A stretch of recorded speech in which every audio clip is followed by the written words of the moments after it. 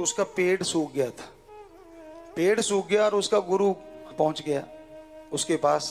वो रोया, बहुत प्यार करता था अपने पेड़ पौधों से। हम भी बेइंतहा करते हैं ये इन पेड़ पौधों से, सृष्टि से, मेरे सतगुरु अल्लाह वाहिगुरु राम शाह सतनाम शाह मस्तान की बनाई हुई सृष्टि से। तो वो राजा रोने लगा कि मैं पेड़ से बहुत मोहब्बत करता था, ये सूख गया।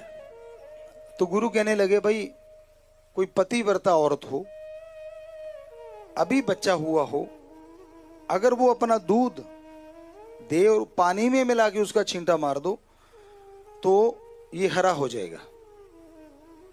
तो राजा हाथ जोड़ के खड़ा हो गया। कहते भाई अब क्या हुआ? कहते गुरुजी मैं खुद ही अंधा हूं, अंधा अंधे को रास्ता क्या दिखाएगा, मैं कहां से ढूंढूं कहां है वो औरत।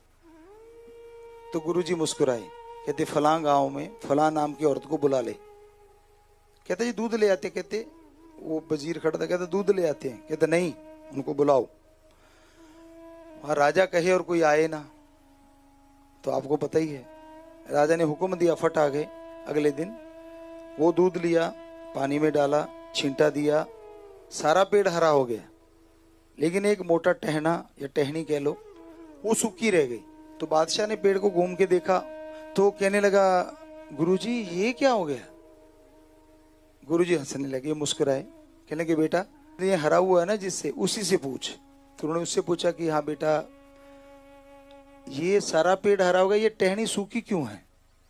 तो उसकी आंखों में आंसू आ गए। गुरुजी को नमन किया, कहने लगी मैं इस गुरु को भी मानती हूं, मैं इसकी शिष्य हूं और पतिव्रता भी हूं। तो मेरा पति कहीं गया हुआ था, शाम का धुंधला सा मौसम था, अचानक दूर से कोई आदमी आ रहा था। मैं अपने बड़े बेटे के साथ खड़ी हुई थी, ये मेरा छोटा है। तो दूर से देखा एक आदमी आ रहा है और वो बिल्कुल हाइट वाइज, चाल वाइज, चलने का तरीका बिल्कुल ऐसा था जैसे मेरे पति का। तो मैंने कह दिया कि बेटा वो देख तेरा पापा आ गया।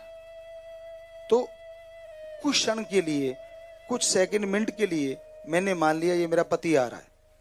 और जब वो नजदीक आया तो वो तो कोई और ही था।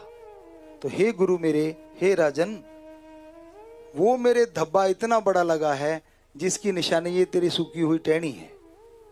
तो हे मालिक के प्यारे बच्चों, ये बात दिमाग में रखा करो, गुरु गुरु ही होता है। उसके समतुल्य भी अगर किसी को आपने मान लिया तो टहनियां सूखी रह जाएंगी,